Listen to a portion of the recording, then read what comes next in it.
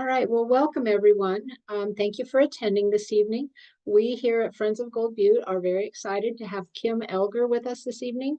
Kim is the Chief Executive Officer of Peaceful Valley Donkey Rescue. And for those of you that didn't know it, you may have seen the sign here in Mesquite when you drive by on the main street, but this is a nationwide outfit, and Kim is in Texas tonight, and she's coming to us from San Angelo. So Kim began as a trainer for Peaceful Valley in 2019 and then became a regional manager, an assistant executive director, and is currently the COO. She oversees all the operations throughout each of the divisions. Kim is a graduate of Stephen Austin State University in Nacogdoches, Texas, and she majored in biology and also served as the team captain for the women's soccer team while she was there. He's the mother of a 17-year-old son and an 11-year-old daughter. So with that, I would like to welcome Kim Elger. Thank you so much for having me. I'm so excited to be here and share some information about Peaceful Valley with your group. So thank you so much for the invite. And so yes. Thank you again. Thank you so much for having me. I am Kim. I am here in Texas in San Angelo. I work for Peaceful Valley Donkey Rescue, and I work at our corporate headquarters in San Angelo, Texas. This is our largest facility, but we also have a regional office in, well, Scenic, Arizona, which is just down the street from you guys. We have the museum there in Mesquite, and we also have a regional headquarters in Virginia, in Concord, Virginia. Those are our main places of business, but we also have an extensive volunteer network throughout the country. So we also have close to 50 satellite adoption centers located in the lower 48 states.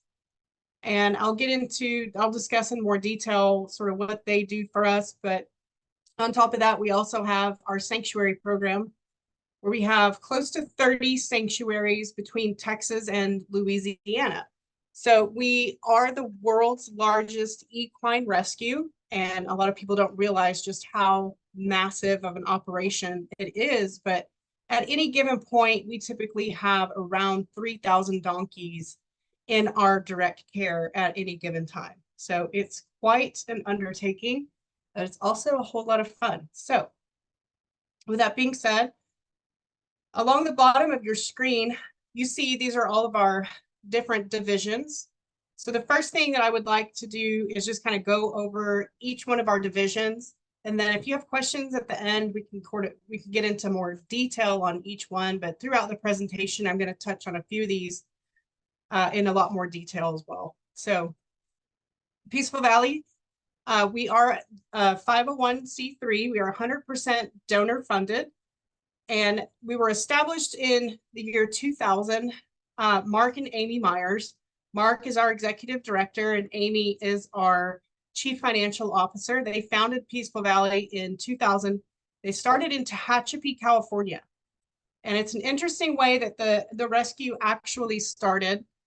They had a horse and they needed a companion. So they actually found a donkey on Craigslist. Now, this is back in the 90s. So that was, before you could just get on Facebook Marketplace or something.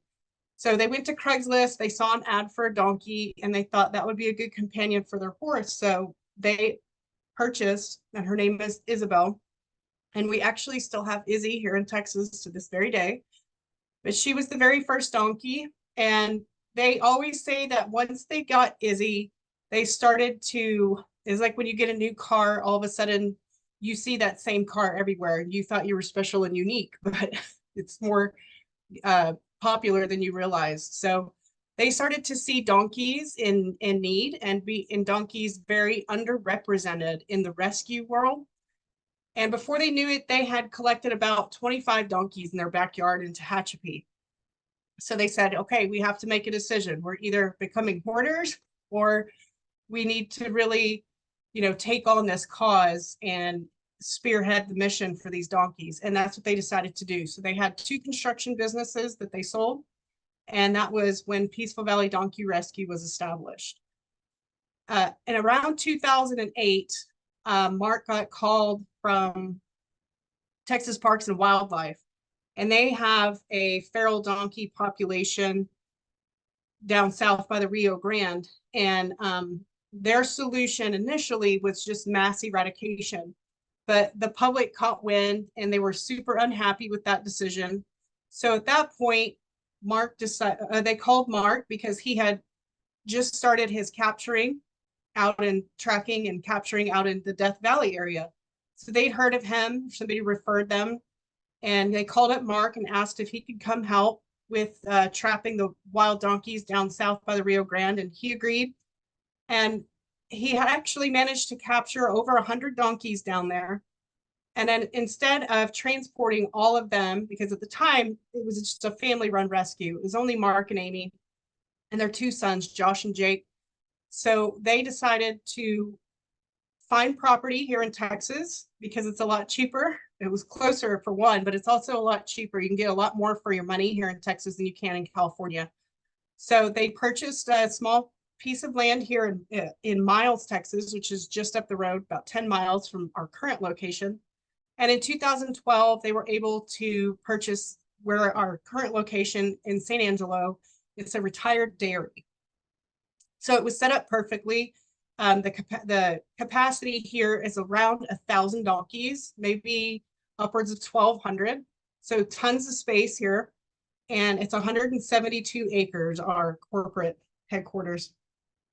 So that happened in about 2012 when we purchased this retired dairy. So we've been here ever since, and it's a perfect location for us. And it's very centrally located in the United States.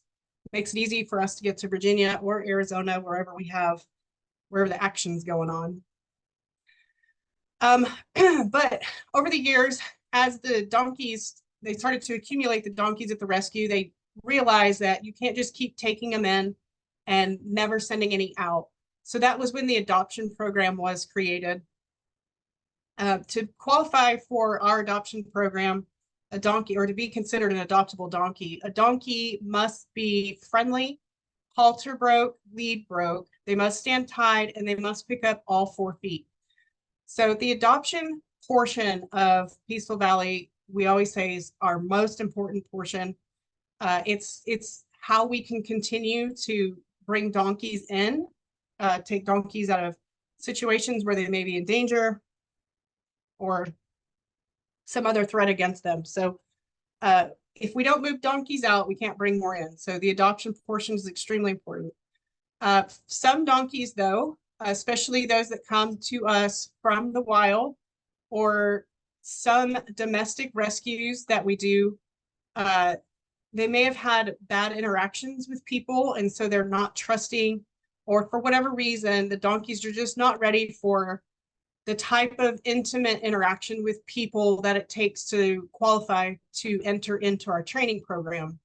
So for those donkeys, that's how we created the sanctuary program. And the sanctuary program, we simply just lease land from ranchers throughout Texas and Oklahoma.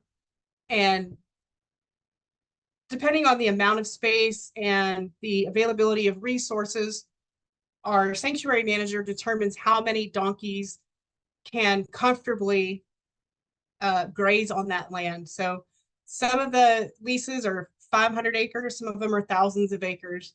And in our sanctuary program alone, we have about 1,500 donkeys. So it gives the donkeys a sense of freedom while still adjusting to life in captivity and still getting used to interacting with people, but at a slower pace than it would be if they were here at one of our ranches or, into the training program. So sanctuary program is a wonderful addition.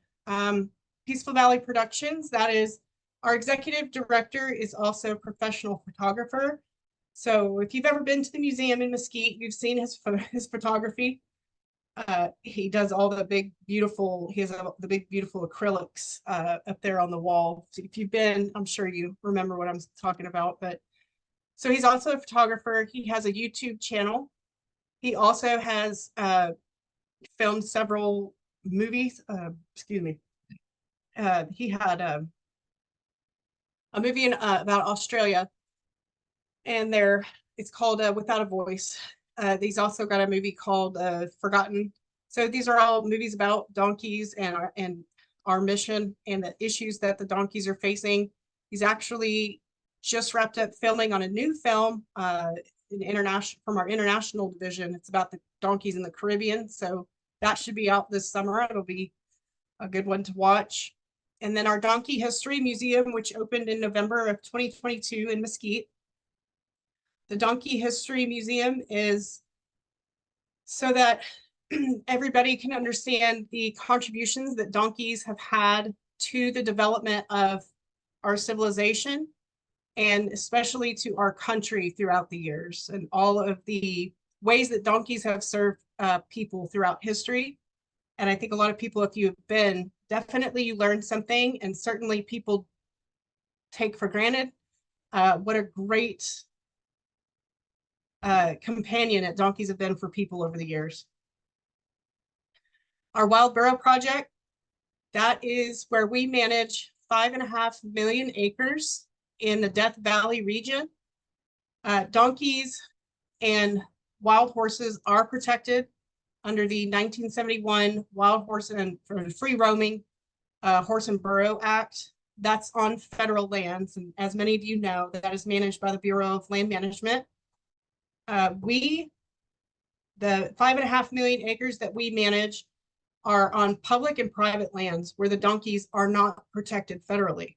So without some type of plan or intervention for those donkeys, the only other answer, unfortunately for them, would be mass eradication. So those donkeys are under threat of destruction, and that is why Mark has agreed to help several different parks systems, U.S. Army, Forest Service, anything in that region where the donkeys are present or considered a nuisance. We come in and we help trap as many as we can, control the population in that area. And Donkey Rescue International is our effort to mostly educate people in Caribbean, Australia, some South American countries where donkeys are underrepresented, and people want to help with the donkeys, but they don't know how. So we are happy to help them, to show them. I was lucky enough, I got to go to St. John. That island is a beautiful island, beautiful people, and they have a very large feral donkey population, and they really have no representation. So I was able to go over there a few years ago and teach them how to capture the donkeys, teach them how to restrain the animals in a humane, safe way, teach them safely how to interact with them, and how to administer vaccines, and how to do some simple medical procedures. So just educating the people that are on the island, that care about the animals and want to help them if they're sick or injured or whatever issues they may come across. So that's our international division. So with having as many donkeys in our care as we do, people always want to know, where do they come from? How do you get so many donkeys? So just for example, here in Texas, we have about, like I said, 1,000 to 1,200. It fluctuates depending on the time of year and the number of sanctuaries that we have open. So within our system, around 3,000. That includes our Eastern and Western regional headquarters, and then of course our satellite adoption network. Half of our donkeys, especially majority on our East Coast, are domestic rescues. About half here in Texas are domestic rescues. And I would say 25% or less in Arizona are domestic rescues.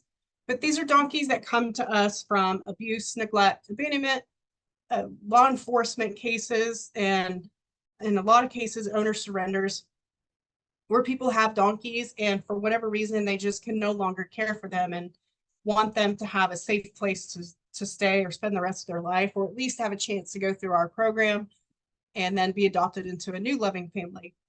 So our Wild Burro Project, again, covered that a little bit on the last slide, is where we actually capture the donkeys on the 5.5 million acres that we're managing. And those majority of them stay at our Arizona facility, go through our training program there, and then are adopted out up and down the West Coast. The females definitely stay in Arizona, but any males that we get that are intact, they come here to Texas. We've just had an agreement. We've entered into an agreement with the Bureau of Land Management to purchase 3,000 donkeys over the course of 5 years from them. We do that to assist them in their overcrowding issues. So us taking in about 500 donkeys a year is opening up space for them so that they can manage their populations in the areas that they're tasked with controlling, so that and we bring them here. Mostly those are, again, males, intact males, and they come here, and I'll kind of get into why we bring all the males here to Texas here in a bit. Okay, so a very important thing to understand is, how did the donkeys get here into the United States? So donkeys themselves were domesticated around 3000 BC. They are descendants from the wild African ass, and they have been used historically as beasts of burden. What that just means is, if you think of when donkeys became useful, it was for transportation reasons. It was for hauling water, for hauling goods, pulling carts, making people's lives easier. Donkeys traveled over to the Americas. They first arrived in the Americas with Christopher Columbus on his second voyage over. They landed obviously out in the Caribbean islands, which is why we see such a large population of wild donkeys in the Caribbean. They made their way over to South America and were a very integral part for many South American countries of development of plantations and farms in the mountainous regions where horses or mules were too big to get. The donkeys are a little bit smaller, and they're very sure-footed, so they were very, very important in the development, and they still are useful in South America for those reasons today. Donkeys made their way up across what is now our southern border of Texas with Juan de Oñate. Don't want to mispronounce that. In 1598, they came over with the Spanish conquistadors, and they came over with, they helped develop the Spanish mission system in the southwest portion of the United States. And donkeys were very heavily relied upon during the gold rush years, excuse me. Again, because they have the ability to carry 20 to 25% of their weight. They're compact compared to horses. And something very, very important about donkeys that made them more valuable than horses back during the gold rush is they require much less resources than horses do. Donkeys have evolved, again, from the African ass, so they've developed in the desert regions, and their bodies are really, really efficient at processing every single nutrient and resource that they consume, which means that they need way less because their body is just utilizing every single bit that they put into them. They can survive. They can survive much longer without water. Not that that's a good thing or that we want to do that to them, but they have the capability to. They can lose 30% of their body weight from dehydration and then completely restore themselves the first time that they come to a water source. So again, they were very valuable to gold miners. They were very valuable in the construction of the railroads in the southern part of the United States. People just used donkeys for all sorts of things before World War II ended. And after World War II, the market, I suppose you would say, was flooded with old military equipment that the military no longer needed. And so people could get things like trucks and Jeeps and at a more reasonable price than before. So what they ended up doing was just letting their donkeys go. And the area of the country that they were in is perfect, the absolute perfect environment for these animals. They're very hardy. They can survive extreme, or actually thrive in extreme temperatures. So really hot and really cold. So they're just, they thrive. They thrived out in the deserts, and that's why they stay there. There's a low predation threat. Donkeys are prey animals, and their main predators, which is not, it's not a huge threat to them, but it is their main predator would be mountain lions, or coyotes, or any other canine of that type. Donkeys have a really good ability to locate water. They have a very sensitive smell, and they can smell water from miles and miles away. So, and even so much that they can smell it underground, and they will actually dig wells so that the water springs up from underground. So that definitely is in their favor, thriving in the desert. Again, I kind of touched on their capability to thrive on scarce resources. Donkeys don't need a whole lot to, they don't need to eat a whole lot in order to have the requirements that their bodies need. They also will eat plants that other animals, such as horses or cattle or bighorn sheep or deer or antelope, donkeys will eat things, the scrub, some of the browse, some of the bushes that the other animals won't touch. And of course, like I said, the extreme weather tolerance. And if you haven't noticed on a donkey, they have extremely large ears. And that serves them well in the desert. Those are big air conditioners for them in the summer. It's also their #1 line of defense. They can hear other donkeys up to about 7 to 12 miles away. And when you're roaming around on that many millions of acres, it's super helpful to be able to hear where everybody else is. And when you're a prey animal, being able to hear if a predator is approaching from a long distance is very, very helpful. That's another reason why if you encounter donkeys in the wild, they're going to know that you're there long before you recognize that they're there. They also have very keen eyesight and, like I said, very keen sense of smell. So all those things are in favor of donkeys thriving in the desert environment. So I know that you guys, well, Bob had asked kind of go over what happens if you encounter donkeys in the wild. The main thing to keep in mind if you see a donkey, if you come across a donkey on one of your hikes, or in some cases they're just, you know, going around towns. But if you see a donkey in the wild, I guarantee you they have already seen you, they've already heard you, they've already smelled you. Donkeys are different than horses in that donkeys, instead of fight or flight, where a horse would be more likely to spook or immediately vacate the area where they see a perceived threat, donkeys are going to actually stand their ground. They have more of that fight response than they do the flight. They don't want to fight you, but they are going to keep a very close eye on everything that you're doing. So if you've encountered donkeys in the wild, you've probably seen them like this picture where they're looking at you from a distance. Their ears are pointed at you, and the entire group is staring you down.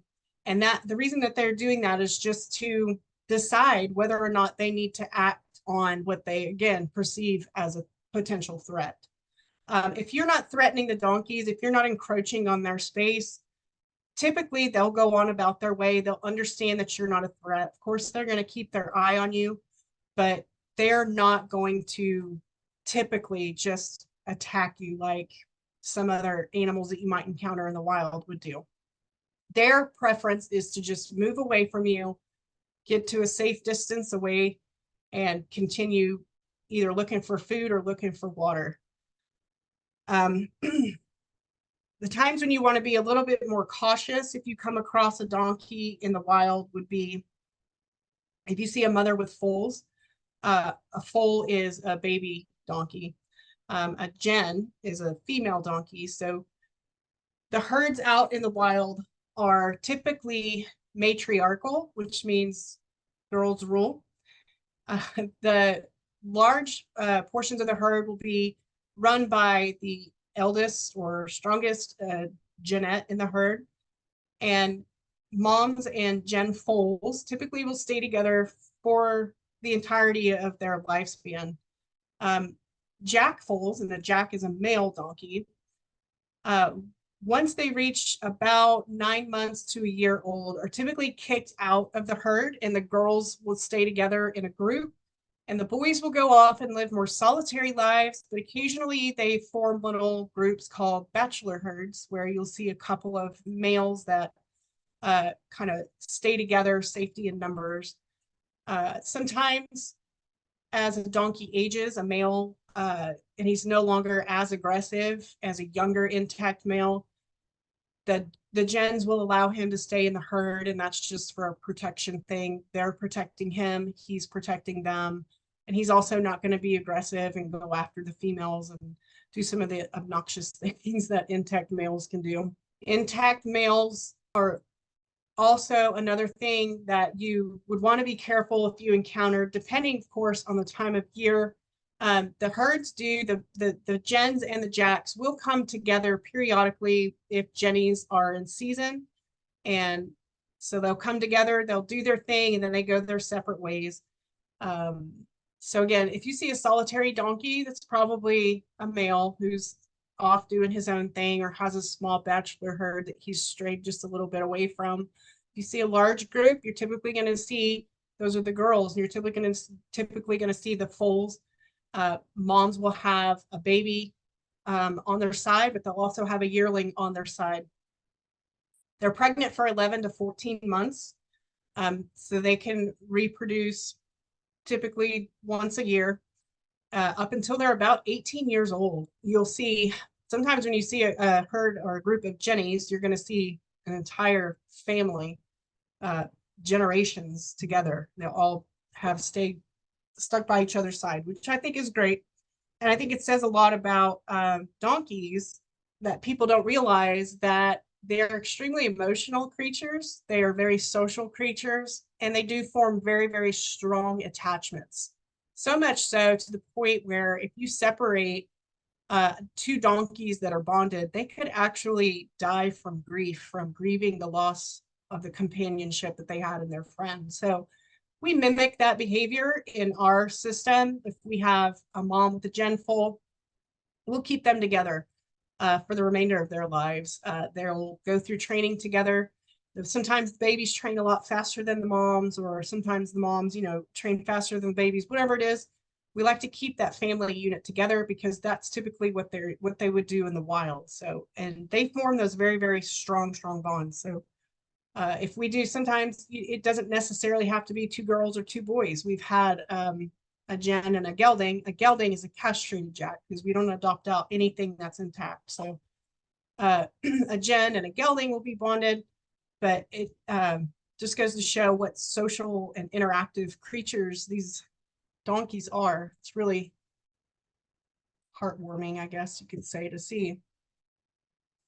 Oh, I should have gone to this one before. Sorry. So the fight versus flight, like I said, they'll fight. They'll stand their ground more so than horses will. They're gonna keep a very keen eye on you. They're gonna keep their distance from you. The herds again are matriarchal, and then I covered the bachelor herds.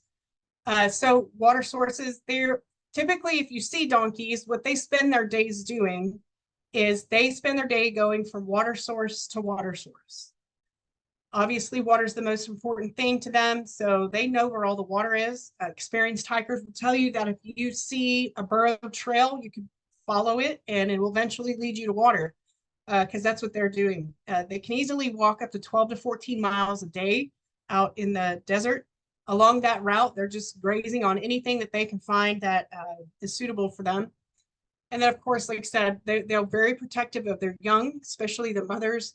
If they feel that you're threatening their young, if they feel like you're threatening their space, they can charge at you. Donkeys can be extremely deadly. If you're like a small livestock animal, of course, people too, but I would just recommend giving them their space, staying, where you are. Try to keep your eyes on them. Don't necessarily turn your back to them and ignore them, but for the most part, they're going to move away from you and just keep an eye on you and continue on their path to wherever they're headed next, whichever water source they're headed towards next, or whatever area of shade or safety that they're headed onto. So if you encounter them in the wild, just look from a distance and enjoy them. And like I said, they're going to keep an eye on you too.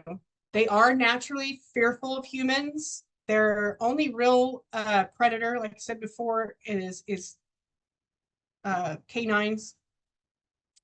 So if you have a dog with you on a hike, you want to keep a very close eye on the dog. You certainly want to have it on a leash. You do not want it to approach the donkeys. That again is a perceived threat to them. So they will attack small dogs or any kind of dog, actually. They are not afraid of dogs at all. They will completely go after them if they feel threatened by them. So if you have a dog on a hike with you and you come across donkeys, it's best to just go on about your way. Don't even give them a reason to think that you or your dog are a threat. Just continue going in whatever direction you're going or away from the donkeys. Again, stay in visual contact. Usually they'll stay up in the hills, or they'll stay hidden behind brush, or they'll try to not be seen by you. But you don't want to necessarily turn your back on them, just in case there is an aggressive one in the group, or if it's a mother who feels threatened, or if it's an intact male who feels like you're encroaching on a female that's in season. So just make sure you keep your eye on them. Don't let them creep up behind you. A lot of times they'll display a snort or a huff, and it kind of sounds like, oh. I don't know if you've encountered donkeys out in the wild before, but they'll start doing this huff from quite a distance away. And it's a warning to you, but also a warning to the other donkeys that there is a threat among us. You may hear them bray, which is their hee-haw. It's called a bray. That's letting anyone within that 7 to 12 mile radius that can hear them know that something unusual is in our presence and we need to keep an eye on it. And if you're uncomfortable, you need to get away. That's what they're just, it's the alert system. They're just letting all the other donkeys around know there's something unfamiliar in our environment. It's also really, really important, and we stress this out in the Caribbean islands as well. Do not feed the animals. One of the big reasons why donkeys are not protected on private and public lands is because they're considered a nuisance animal. They're considered a non-native species. They're invasive. A lot of the problems that come from donkeys are their interactions with people, where they have learned that people are a source of food. So what they're going to do is approach people, and that means they're approaching cars. That means they're encroaching on towns, people's homes, people's farms, other livestock's feed. So they lose that natural fear of people when they start being fed, and it can get them into a lot of trouble. And I'm sure you're familiar out there that donkeys are constantly being hit by vehicles.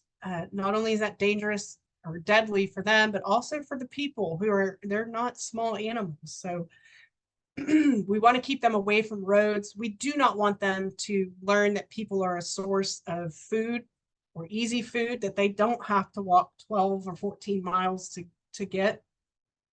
And you don't want to follow them.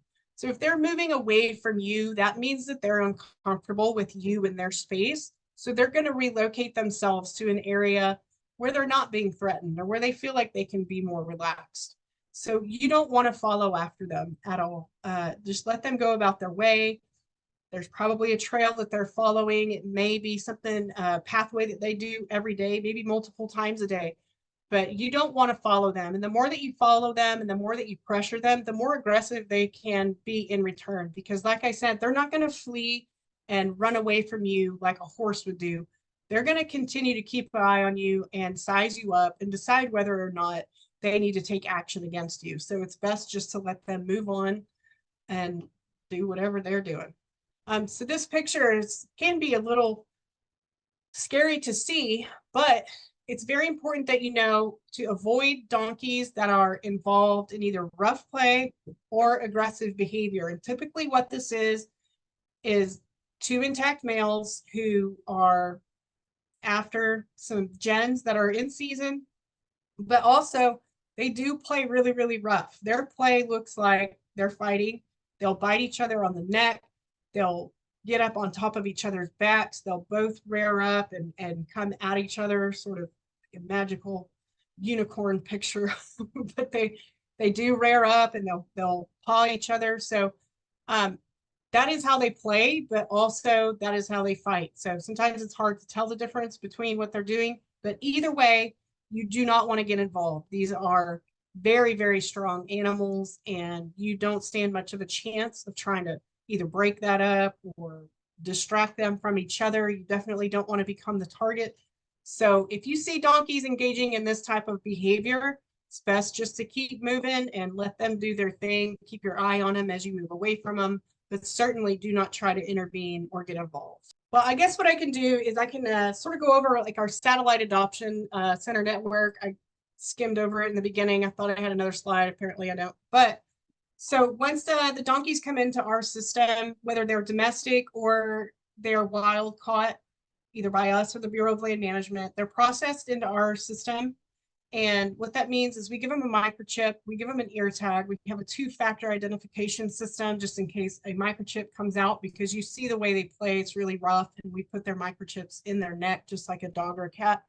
And then they have an ear tag that's an RFID. We can just scan it and read it real quickly. And we enter them into our online system, and that keeps track of the donkeys from the moment they come to us, whether they're born here from a wild mother that came to us bred or a domestic mom that came to us bred, because we do not breed in our system.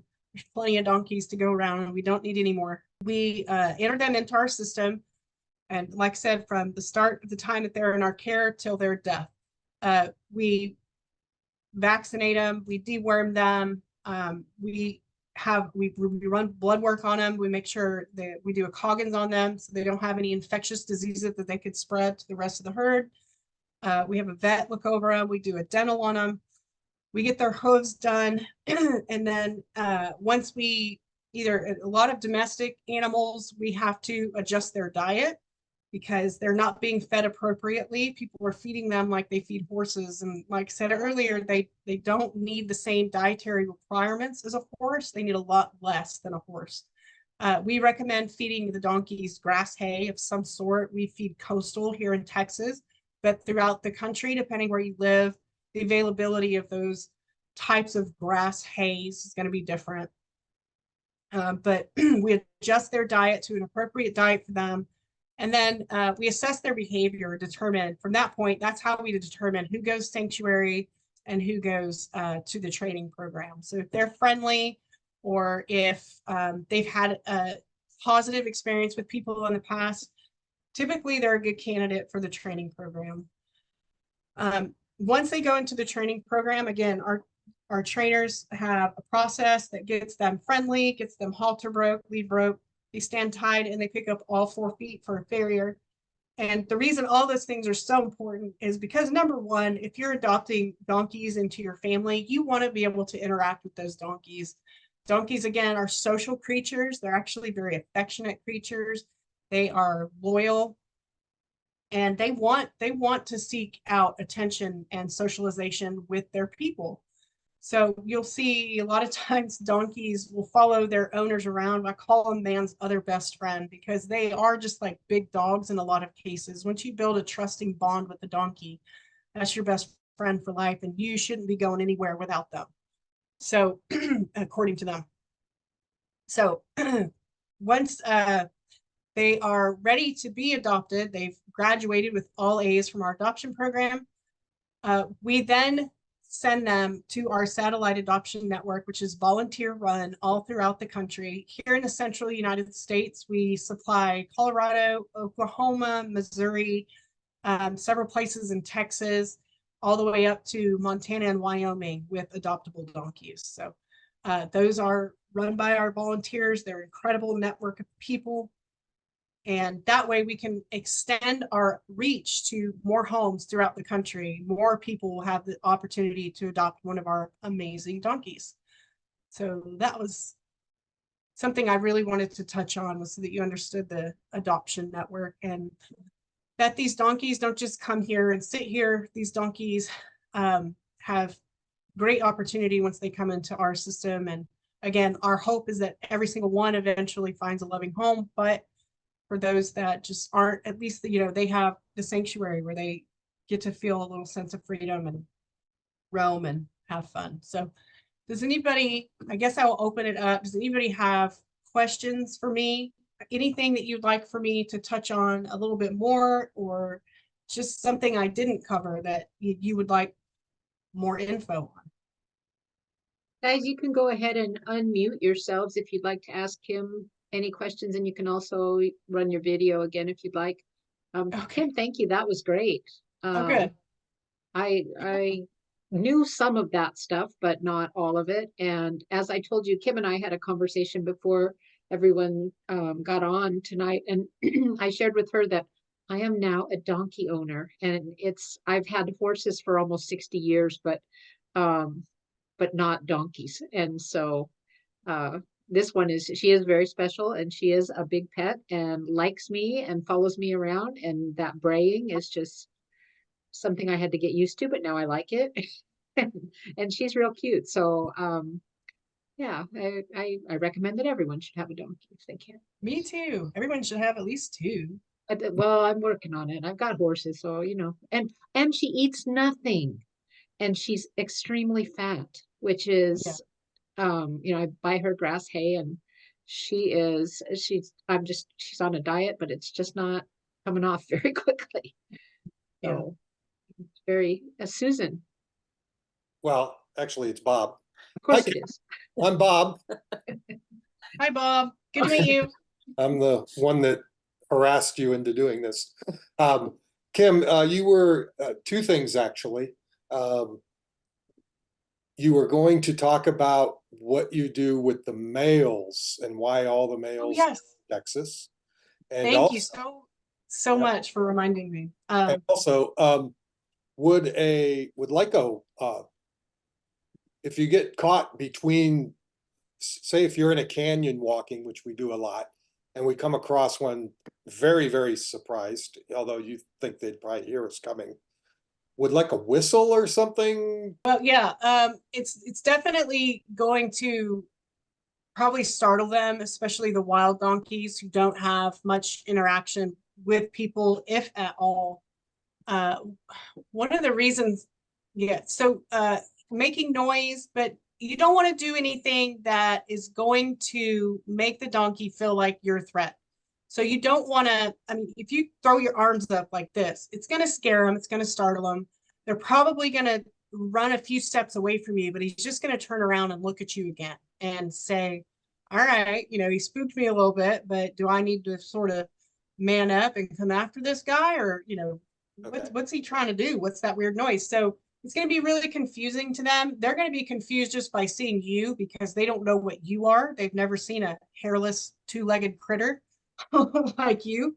So it's confusing. They don't know if you're, I mean, hairless as far as our body. We don't have like, Oh, I'm like, going to so use not that in the hairless. future. No, not like that.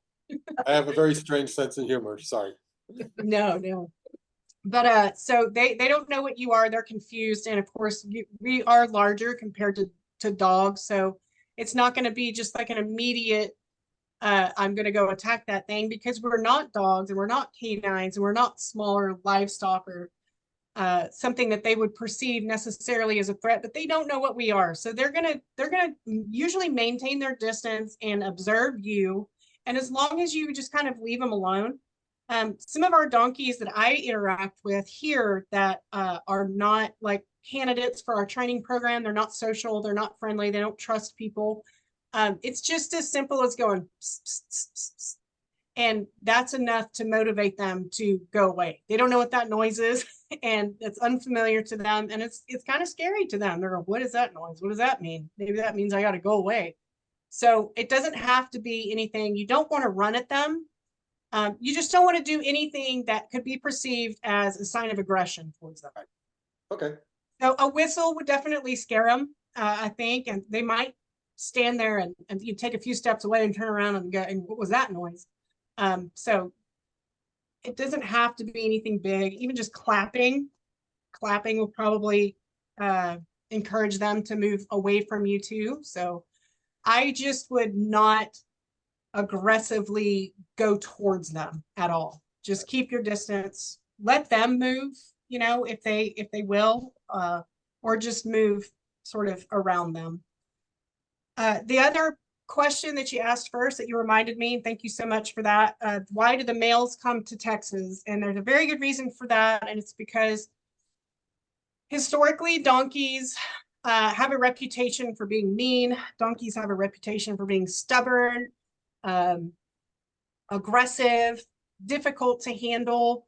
And unfortunately, that also spills over into veterinarians and farriers and other equine specific service providers who are used to working with horses who are usually are trained or at least handled, and they don't work with a lot of donkeys. And so that's what they think in their head about donkeys, is that they're mean, they're aggressive. And we partner with several veterinary schools, Texas A&M, Texas Tech, Oklahoma State, and some of the smaller vet tech schools. We host those students, the veterinary students, the 3rd and 4th year veterinary students here in San Angelo at our headquarters twice a year. We have groups of anywhere from 40 to 60 future veterinarians come out and do mass castration events at our facility here in Texas. So in a week's time, usually we're getting so good that we're at about 4 days now, we can castrate 200 to 250 donkeys. So it serves kind of a two purposes, where our males are being castrated, which in the end, just like dogs or cats, is better for their health in the longevity, and also remove some of the aggression that the testosterone gives them when they are intact. So the donkeys are benefiting in that sense, but the students are benefiting in the hands-on practice with the proper castration of donkeys specifically. Donkeys have a more vascular reproductive system, so there's more to castrating a donkey than there is to castrating a horse. And these vet students are, by the time they're 4th year getting ready to graduate, they've done this operation on close to 80 donkeys. So that type of hands-on experience is invaluable. It's priceless for those students. So they love the program. They love coming out here. And our hope is that they will see donkeys in a different light, and in the future, they will be more likely to take donkeys as patients. Okay. You're right, Kim. A lot of veterinarians will not take a donkey. Right. Will not treat them. Or a mule. Yeah. Or a mule. Yeah. Or a mule. Yeah. And Can I you ask? know, Oh, go ahead.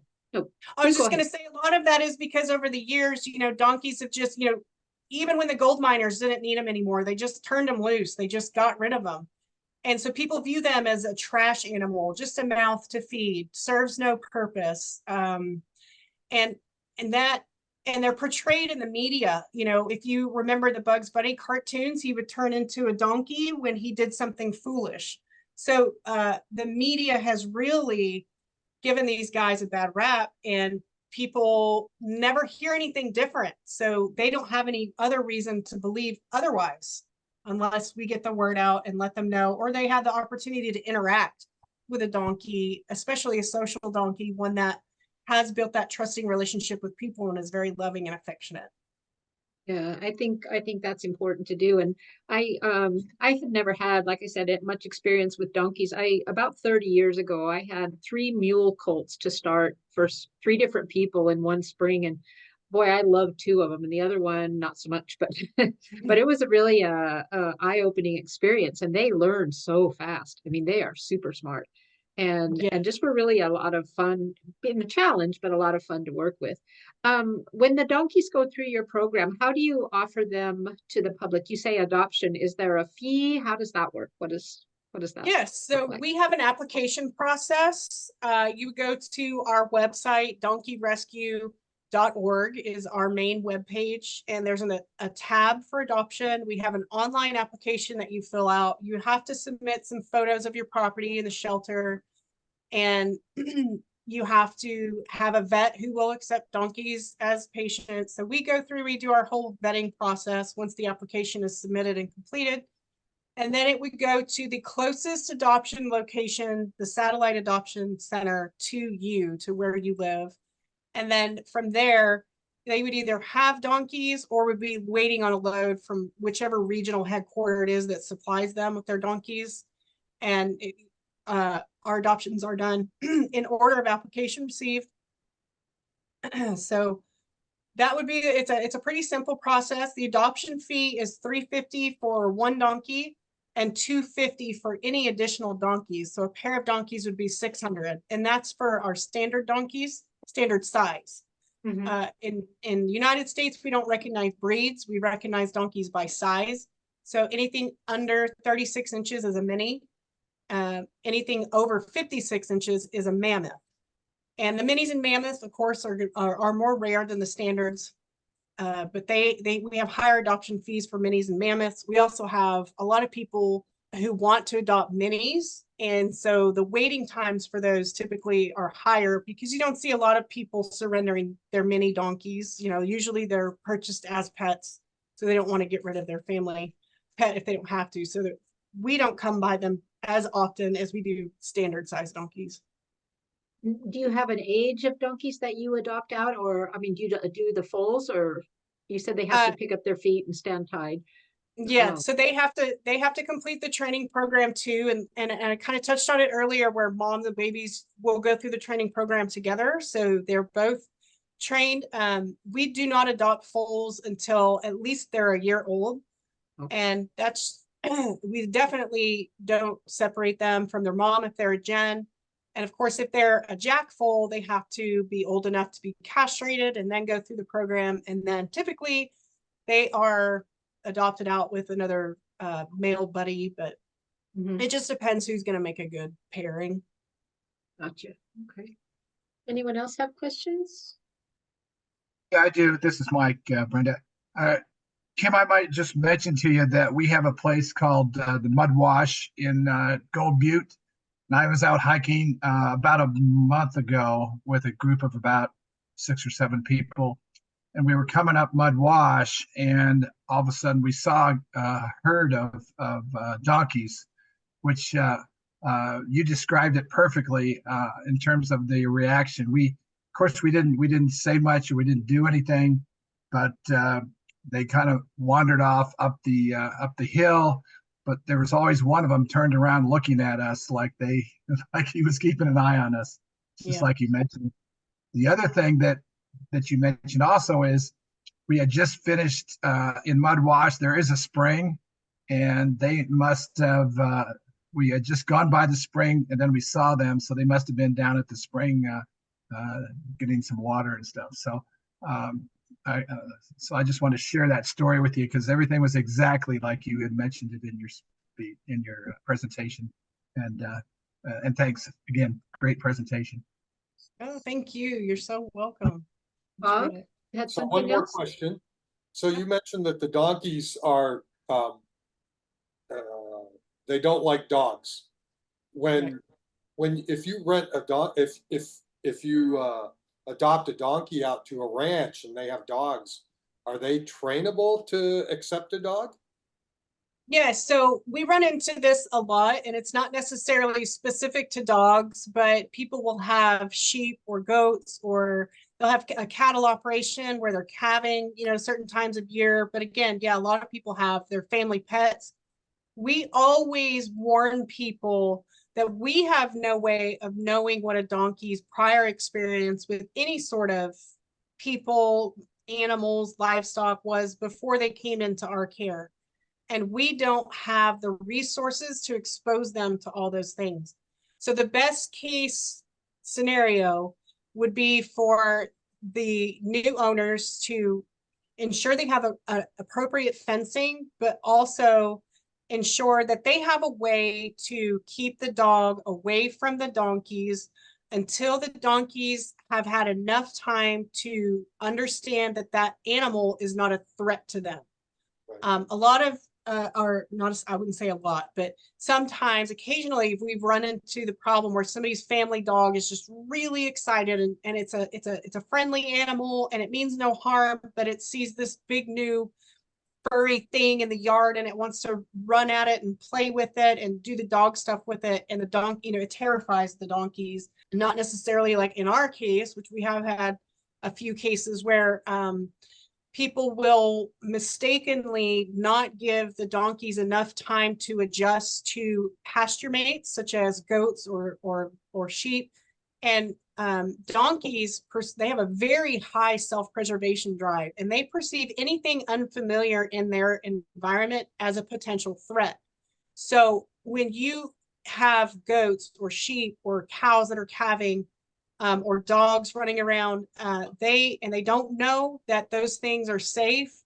When they start having babies, so you've got lambs, you've got kids or calves, they don't recognize the smell, they don't recognize visually that animal, and so they can attack it and be aggressive towards it and kill them, or hurt them really bad. And we always want to warn our adopters that if you have dogs, keep them on a leash, or keep them in where the donkey and the dog or whatever other animal it is can have nose-to-nose contact, so that they can get a scent of each other, so they can get familiar with that smell, so they can get familiar with the visual cue of that animal, and so that they can learn that it's not a threat to me. Every time I meet it at the fence, I'm not dying. So every time that happens, I feel a little bit more safe with the interaction. Kim, I have knowledge of people, especially in northern and central Nevada, that will keep donkeys with a flock of sheep as a predator deterrent, because, you know, a coyote or something like that, because, you know, they will kill a dog now. Oh yeah. So. Yes, they will. So that's called we call that a guardian would be our term for it. We used to have a guardian program, but we actually eliminated it because we had so many donkeys that were failing the guardianship. Donkeys, while they are very good at protecting themselves because of that high self-preservation drive, they don't necessarily care about your sheep or your goat, and they would much rather have the companionship of another equine. That is one of the reasons that we just actually started a new policy that even if you have a horse, you have to adopt a donkey so that they have another equine companion, because we found that horses and donkeys are, in some cases they're compatible, in some cases it's a failure. But in a lot of the guardian cases where they don't have another equine companion, they're failing. And again, the best successful donkeys at that, it takes a very special donkey to be successful as a guardian. And they're typically raised young from a young age with the whatever livestock it is that they're going to be protecting. But they don't necessarily care about them. They care about themselves. So they will either, they'll attack a threat if they feel threatened by it. But if they're standing way over here and the sheep are over here getting attacked, but they don't feel they're threatened, they're not going to go over there and defend those sheep, because that's their job. They don't know that's their job. Gotcha. Yeah. I know that they put the donkeys out young with the sheep. Yes. You know, as babies. So, and maybe there's a couple of donkeys in with a herd of sheep. So maybe they're. That was terrific. Well, thank you so much. It exceeded all of my expectations. Oh, good. I'm happy to hear that. Thank you. Okay, Would Jim the BLM Lane. take the donkeys out of Gold Butte? Butte. I'm not sure if that is that federal land? Yes. Gold Butte is managed by the BLM. Yeah, so then BLM will do it. Yep. If someone's going to do it, it would be BLM. I got a question about that, Brenda. Follow up. So why would BLM? I mean, these donkeys that I saw seemed pretty nice, and they were happy and stuff. Why would BLM want to take any of those donkeys? If they got too many of them, or it would be if they had too many, or if they're, you know, they get where they use the country a little bit too harshly. It's not the donkeys, I don't think. I think in the case of Gold Butte, it's probably the cows that are a little bit harder on the country. In a lot of Nevada, there are wild horse herds that multiply at a great rate, and they are, you know, a lot of the ranchers don't like the wild horses because they eat the forage that the cows would eat otherwise. So they want the horses off the place. And, you know, in the case of Gold Butte, I know we all know that there's a cow issue out there. And there are burros, there are donkeys there. But to my knowledge, they're not doing anything currently about that. I know that down here in Overton, I live about 30 miles from Mesquite in the Moapa Valley, and we have donkeys that walk down the street. There's a donkey in the parking lot of McDonald's the other morning. Yeah. And they, we live on the edge, and there's a vacant area between some houses that's across the street from us. And one morning I was out there, and my Palomino mare lost her mind. And there were 3 donkeys just standing there looking at her, and she, not a fan of the Yeah. donkey. And she's slowly gotten used to the little one that I have, but again, it was traumatic for her for a moment there. And they were Yeah. not afraid at all. They come right on the street, and that's the problem is, people hit them with cars or 4-wheelers or whatever. They're not afraid enough of people. Yeah, once they figure out food source, they're there. Yeah, and so yeah, down here we have the cattle and the donkeys that are in people's yards sometimes, and that's, that Oh my they come and get those, get the cattle, and the donkeys will usually leave if there's not a food source, but Yeah. there's been a few instances where people have hit them, unfortunately. Yeah.